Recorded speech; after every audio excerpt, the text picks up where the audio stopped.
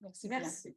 Merci beaucoup pour cette opportunité de partager avec vous un peu nos expériences comme Selma vient de le faire en formation initiale.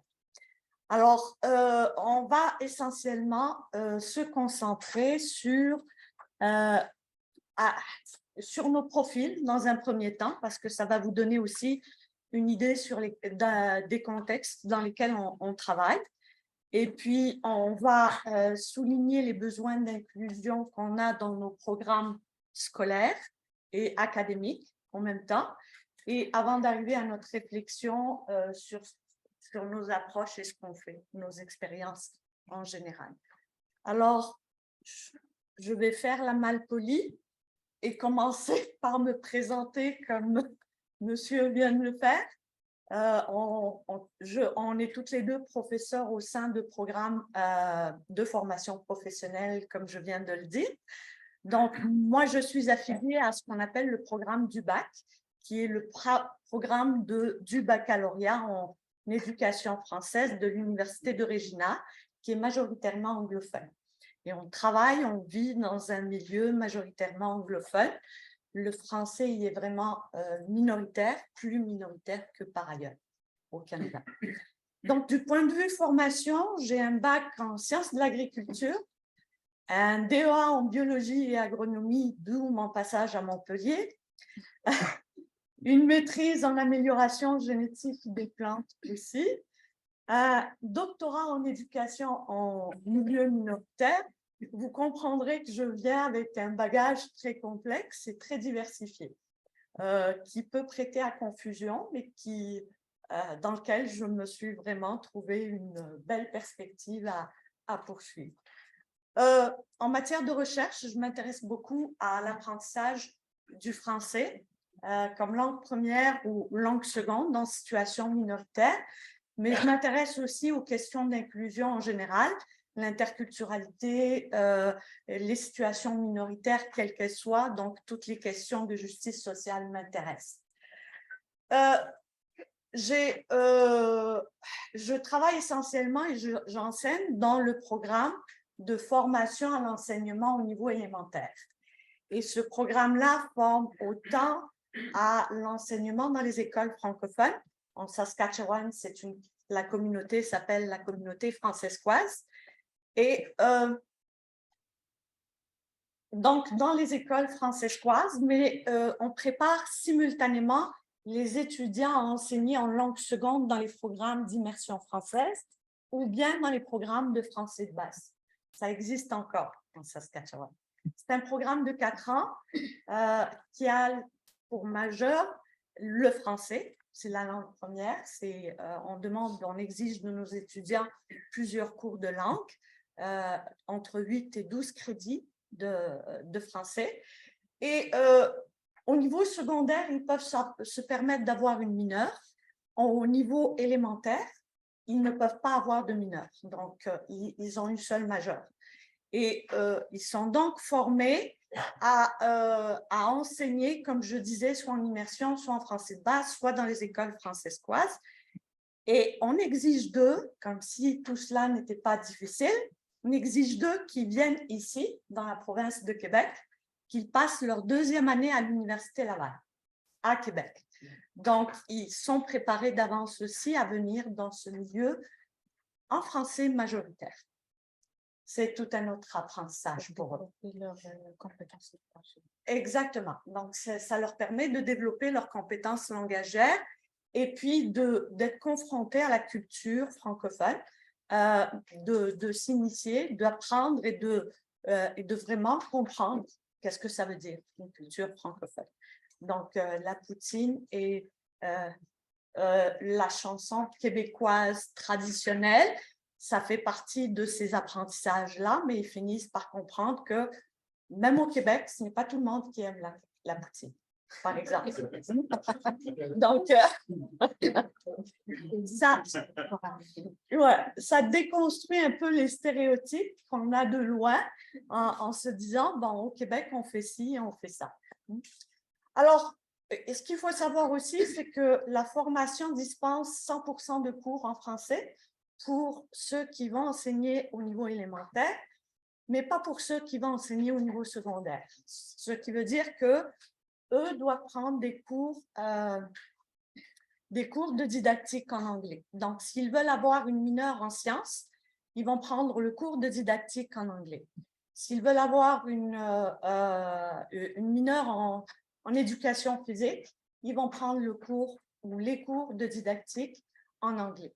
Donc, pour eux, c'est plutôt un 70% en français et un bon 30%, presque le quart de la formation en anglais, ce qui est souvent un défi aussi, de passer dans le cadre de leur apprentissage d'une langue à une autre. Et au niveau du programme, on a aussi un programme de deuxième cycle. Donc, on forme aux enjeux de l'éducation en situation minoritaire. Et j'enseigne personnellement un deuxième cours qui est la réussite des élèves autochtones. Donc, on introduit aussi le contenu autochtone. Ça, je vous en parlerai un peu plus loin. Là, je vais redevenir polie et laisser ma collègue présenter son contexte. Merci Fadela. Alors, à mon tour, j'aimerais dire grand merci à Salma Amerila de nous avoir invités pour ce colloque très, très intéressant. Et je vais être brève parce qu'on veut arriver quand même à un élément où on aura besoin de votre réflexion avec nous. Donc, sans trop se répéter, je suis affiliée à la Faculté des sciences de l'éducation de l'Université de Moncton au Nouveau-Brunswick. Ma formation, j'ai un bac en histoire-géographie. Ce sont mes disciplines et je suis géographe de formation. Un diplôme des études supérieures en didactique des sciences humaines, une maîtrise en didactique de la géographie et un doctorat en géographie. Mais même si mon doctorat est en géographie, le projet doctoral, il est en didactique. Donc, voilà. Mes recherches sont en didactique, en interdisciplinarité et en interculturel. Et donc, ça rejoint mes pratiques d'enseignante, de professeur didacticien, parce que j'enseigne dans les programmes de bac primaire de MA8, surtout les cours de didactique des sciences humaines, puis le bac au secondaire pour la géographie et pour l'histoire. Donc, j'apprends aux futurs enseignants comment enseigner l'histoire et la géographie. Et donc, mes étudiants, soit qu'ils ont une majeure en histoire et une mineure dans d'autres disciplines, et ça peut être une majeure en histoire, une mineure en géographie et d'autres mineurs. Ça peut être une majeure en géographie et les mineurs dans d'autres disciplines. Et j'enseigne aussi au niveau du deuxième cycle, surtout au certificat en ligne de deuxième cycle en littératie et francisation. Et je donne, dans le cadre de ce programme, le cours Intégration des savoirs. Et c'est grâce à ce cours-là que je suis entrée dans le domaine de l'interdisciplinarité depuis 2010. Donc, vous allez dire pourquoi il se présente et il donne du temps à se présenter comme ça, parce que pour nous, c'est très important. C'est la première fois qu'on présente ensemble une communication de ce genre-là, parce qu'on a mené une réflexion auto-ethnographique toutes les deux pour voir comment on a collaboré ensemble et comment on est arrivé là où on est arrivé. Et j'aimerais dire que j'ai connu Fadela en 2008. Elle était étudiante au doctorat, au programme de doctorat en milieu minoritaire à l'Université de Moncton. Et on a commencé à travailler à partir de ce moment-là et ça continue. Donc, c'est juste pour expliquer pourquoi on donne de l'importance à présenter nos profils, nos formations et le contexte dans lequel on travaille, parce que ça a beaucoup de sens dans ce qui s'en vient. Donc, je vais enchaîner avec la question des besoins d'inclusion en enseignement au Nouveau-Brunswick. Au Nouveau-Brunswick, on a une politique d'inclusion qui est en vigueur aux écoles et ça veut dire le ministère de l'Éducation au Nouveau-Brunswick se considère comme vraiment de l'avant dans cette politique qui est considérée comme un modèle pour les autres provinces et même pour d'autres pays. Pour dire que juste la semaine dernière, il y a une équipe délégation de l'Université de Poitiers qui sont venus visiter l'Université de Moncton. Et puis, le recteur, ça veut dire la personne qui a organisé ça veut dire leur séjour de visite, il a inclus la faculté des sciences de l'éducation et avec la demande d'expliquer la politique d'inclusion, puis comment on fait ça.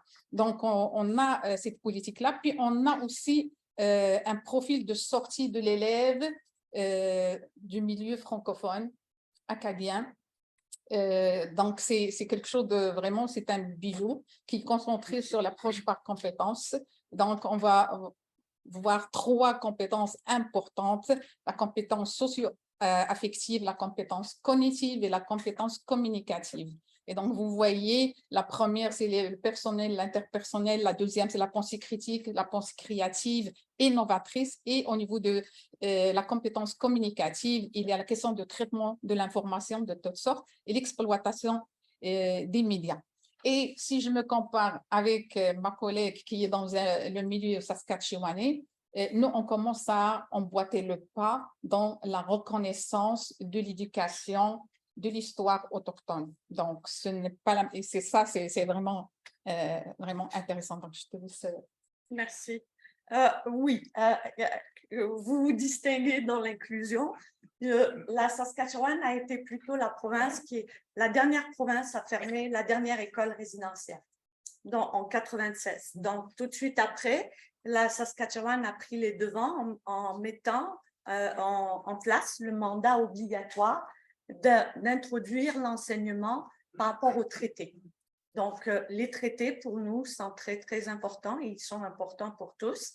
C'est ce qu'on enseigne à nos élèves et c'est ce qu'on essaye d'apprendre aussi. Et ça veut dire aussi que c'est très vite venu avec la refonte de nos programmes scolaires. On a très vite introduit l'introduction de contenus autochtones, en plus de l'enseignement des traités. Donc, toutes les questions relatives soit à l'enseignement des traités, soit à des contenus autochtones sont très importants. On a un programme en particulier pour l'enseignement des traités, de la maternelle à la 12e année.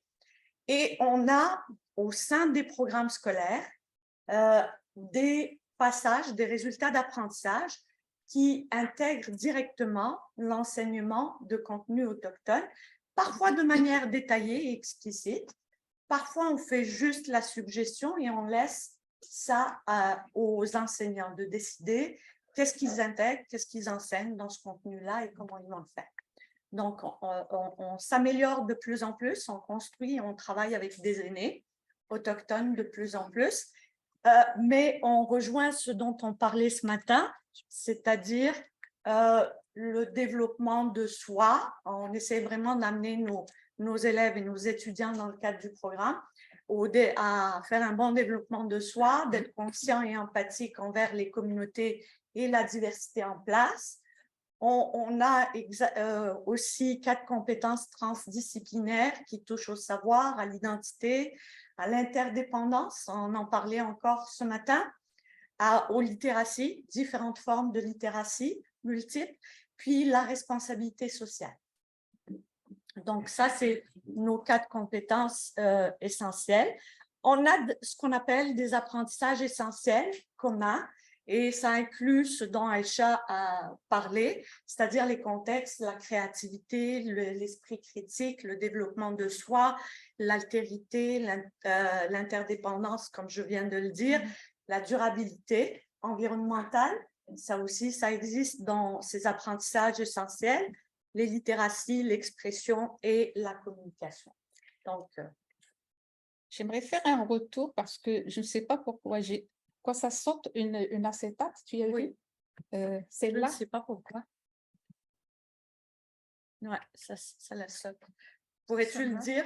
Oui, je voulais juste... Non, c'est là. C'est là, voilà. Voilà. Je voulais juste te dire que l'équivalent de ce que vient de dire Fadela pour le Nouveau-Brunswick, de la maternelle à la 12e année, on a 6 compétences qui sont appelées transdisciplinaires. Donc, c'est la pensée critique, c'est la communication, culture et patrimoine et méthode de travail, les technologies d'information de communication et le développement personnel et social. Donc, je ne vais pas étaler sur ces... donc là, on peut y aller ici, s'il vous plaît. La suivante. Oui, ça s'appelle les compétences, ce sont les résultats d'apprentissage transdisciplinaires. Ce sont des compétences qui traversent toutes les disciplines. Et normalement, les enseignants et les enseignantes, ils sont censés travailler avec les élèves ces compétences de la maternelle jusqu'à la 2e année. D'accord? Donc, est-ce qu'on peut arriver là, s'il vous plaît? Oui. Ici? Oui. Alors, de prime abord, les programmes se préoccupent des problèmes. On arrête, s'il vous plaît, ici. Oui, les programmes se préoccupent des problèmes qui affrontent l'humanité de plus en plus planétaire. On ne vous apprend rien. D'où l'intérêt de comprendre et d'apprécier la diversité et faire place à l'altérité sur le plan local et global. Aussi, les programmes se préoccupent du développement de soi et de l'appartenance à la communauté dans un sens large et quelque chose qui est très, très important, dont l'importance d'assurer le développement personnel et social par la réflexion sur les apprentissages de la vie. Et aussi, les programmes se préoccupent de la préparation au vivre ensemble et aux actions avisées et responsables. Et ça passe par la résolution de problèmes et par l'étude d'enjeux authentiques de la vie quotidienne de l'apprenant. Donc, on ne va pas vous apprendre quelque chose de nouveau en rappelant certains aspects sur l'interdisciplinarité. Sur la transdisciplinarité, il faut d'abord commencer par l'interdisciplinarité qui exige une interaction et une réciprocité entre différentes disciplines, au moins 2 disciplines, si je me fie à la définition de Lenoir, ou bien entre différents domaines et champs d'expertise. La complexité d'un enjeu impose le recours à plusieurs disciplines afin de trouver une ou des solutions. Et donc, la transdisciplinarité est un mode de pensée supérieur à l'interdisciplinarité, ou plutôt son aboutissement logique et organique. La transdisciplinarité, dans ce sens, est ce qui est à la fois entre les disciplines, à travers les différentes disciplines et au-delà de toute discipline, pour citer Nicolescu. Alors, toujours sur le plan théorique, il s'agit d'une approche intellectuelle qui vise à ouvrir le savoir universitaire aux réalités, aux enjeux de la société. Et je ne vais pas me répéter, vous avez entendu M. Pasquier et mes collègues Myrilla et ma collègue Déborah vraiment détailler là-dessus au niveau épistémologique. Donc, la question de l'institutionnalisation de la pensée transdisciplinaire qui a abouti à la charte transdisciplinaire, qui a abouti aussi à la création du CREP, et puis l'école aussi de Gibbons et ses collaborateurs pour que l'approche fonctionnaliste de l'interdisciplinarité a été quelque chose qui vise l'ancrage dans une action sociale. Donc, il s'agit d'un mouvement, une révolution, un changement de paradigme ou une nouvelle vision du monde. Il est en définitive un peu tout cela, car il propose une voie de réflexion et ouvre l'imagination créative et solidaire. C'est quoi, Fadela? C'est à toi. Ah oui? Oui. Parfait. Donc, je vais enchaîner. Disons ça, moi et Fadela, ça fait longtemps qu'on collabore ensemble. Et on veut vous partager un petit peu ces collaborations-là et où se trouve le travail transdisciplinaire entre nous. Donc, quand j'ai connu Fadela, c'était autour d'un projet sur l'interculturel au milieu minoritaire francophone. Donc, nos points de collaboration, c'était autour de la recension des écrits. Tout cela, ça demande une pensée critique. Et vous pouvez imaginer que ça veut dire, quand on dit pensée critique, ça veut dire comment rédiger une recension des écrits avec une argumentation, avec une structure vraiment scientifique de laquelle on veut aboutir à quelque chose de plus précis. On part de large vers quelque chose de plus précis. Et tout ça, c'est quand même, il y a une confrontation de nos idées. On a collaboré autour de l'analyse de données, surtout des données qualitatives, donc au niveau méthodologique. On a collaboré au niveau de la rédaction scientifique, puisqu'on a publié ensemble des articles arbitrés. Et donc, on se lise mutuellement, on se révise mutuellement. Et je peux vous dire que ce n'est pas facile de travailler avec Fadela. Puis je pense elle-même, elle va dire la même chose sur moi. Parce qu'on est vraiment difficile. Et ces difficultés-là, il a un charme. Et il a, parce qu'à la fin, quand on produit quelque chose, c'est là où on va haut. C'est là où on voit créativité. Parce que toute seule, je ne pourrais pas faire ce que j'ai fait avec elle. Et je pense… C'est la même chose de Voilà. mon côté. Alors, où se C'est manifestent pour ça qu'on dure aussi longtemps. alors, où se manifestent les éléments et les aspects transdisciplinaires? Ça se manifeste dans l'argumentation, dans la mise à l'épreuve de notre pensée critique, hein? Dans l'habilité en analyse. Hein? En analyse qualitative, on passe par la codification, la catégorisation, la thématisation, l'interprétation. Pour faire une bonne interprétation, on a besoin vraiment d'être d'accord et avoir un cadre de référence théorique ou conceptuel solide pour discuter les résultats.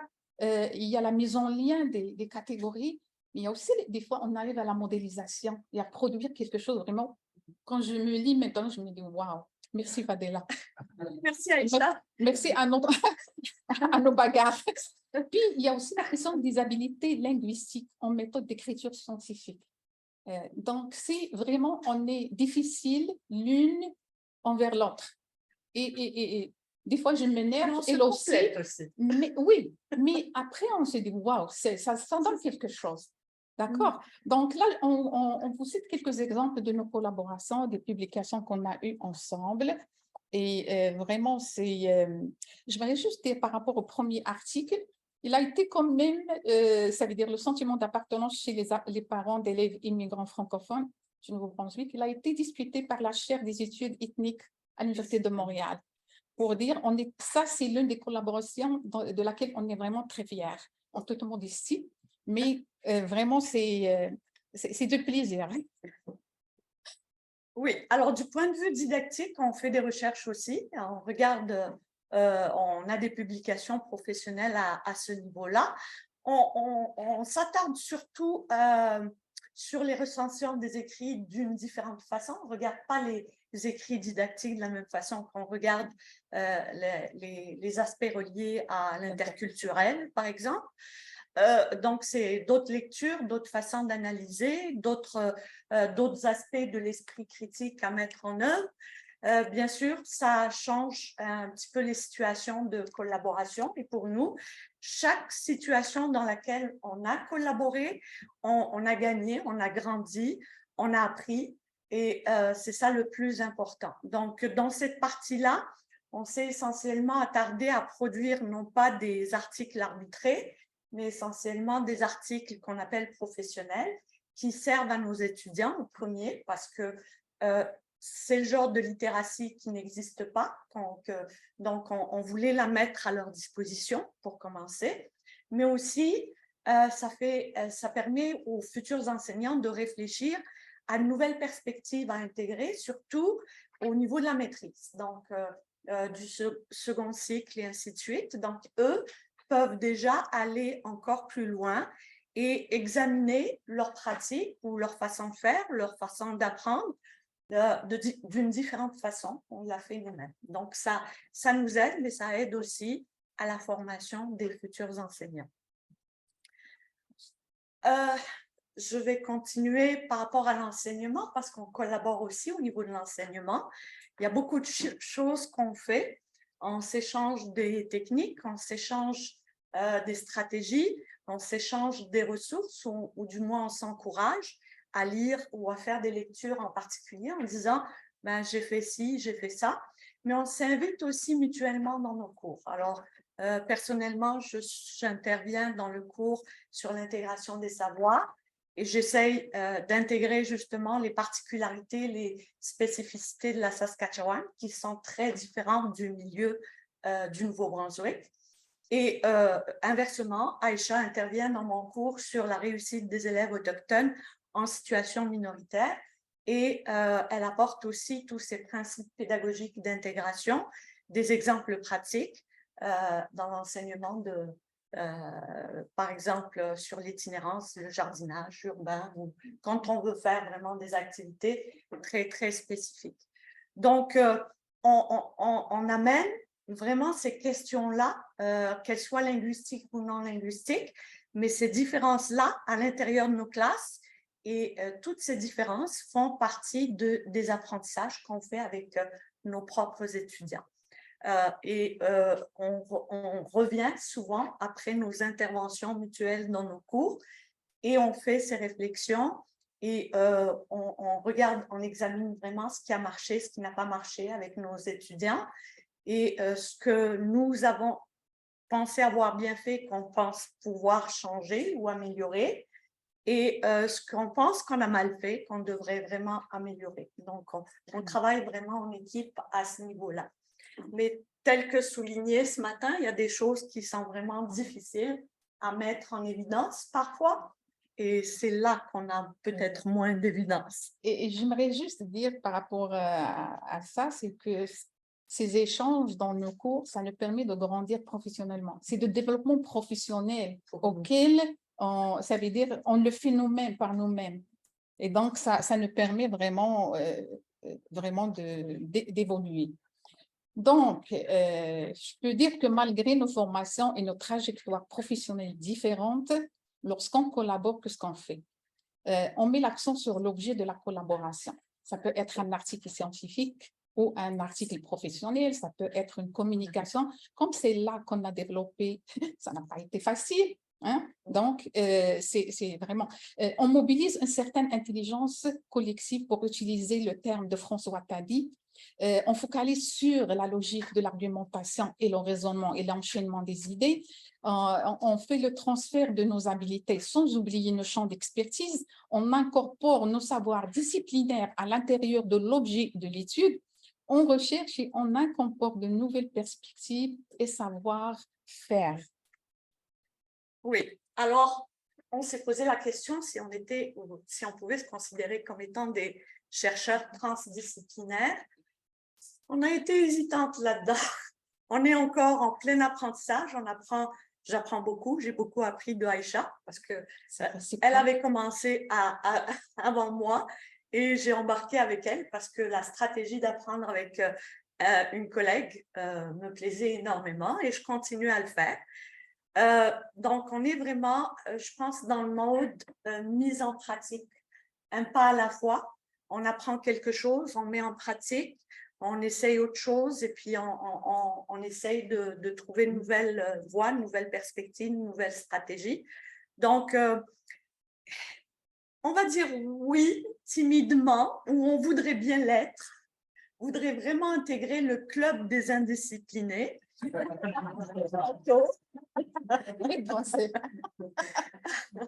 C'est sûr et certain. Mais ce qu'on veut aussi, c'est collaboration parce qu'elles sont très enrichissantes. On collaborer avec des personnes qui proviennent d'autres milieux, d'autres domaines. Comme aujourd'hui, ça a été vraiment une très belle journée d'apprentissage pour moi, en tout cas, toi aussi, parce qu'on s'est lancé quelques idées de temps en temps. C'est formidable. Ça nous apprend à résoudre des problèmes de différentes façons. La façon dont Aïcha aborde les problèmes ou ma façon sont un peu différentes et on prend conscience qu'il pourrait y en avoir encore plus dans des journées comme celle-ci. C'est formidable. Et puis, ça nous apprend aussi à avoir de l'empathie, à transférer nos connaissances mutuellement. Donc, cet échange-là continue est vraiment très enrichissant pour nos compétences, pour notre développement professionnel, comme le disait Aïcha à l'instant. Et puis, c'est souvent accompagné d'empathie. Alors, même dans les moments difficiles où Aïcha a envie de me dire « Non, Fadila !» Non, pas du tout. C'est des moments où on apprend et on finit toujours comme ça. Ça peut t'appuyer. C'est ça.